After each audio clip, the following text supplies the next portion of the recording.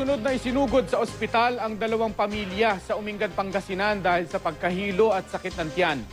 Ang isang pamilya kumpirmadong na food poison matapos makakain ng hinihinalang expired na sardinas. Makibalita tayo kay Hazel Kawaing ng GMA Dagupan.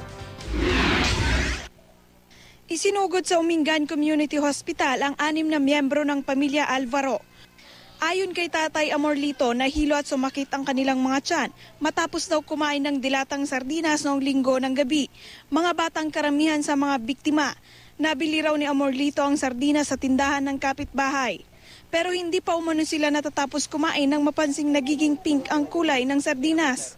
Tumigil akong kumain, pumunta ako sa pusit, nagmumug ako. Pagkatapos bumalik ako sa pinagkainan namin, nung nakita ko yung kinakain ko, medyo nagkakakulay ng ketchup.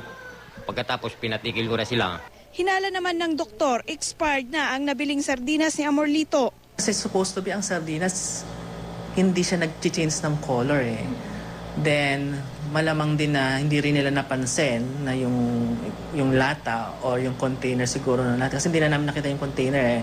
Baka mamaya mayroong deform or mayroong sira na siya or kinalawa. Sa ngayon, nakalabas na ng ospital ang mag-anak. Ipinasa na rin ng ospital sa Rural Health Office ang lata ng sardinas para mapag-aralan.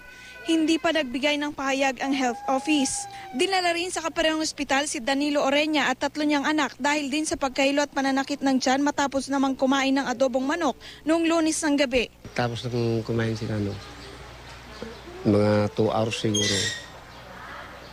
Nahihilo na ako. Nagsuka na.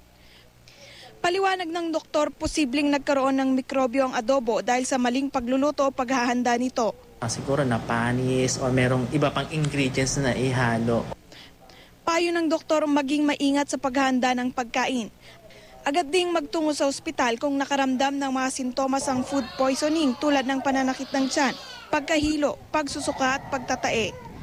Suggestion ko kasi, huwag ka munang iinom ng gamot.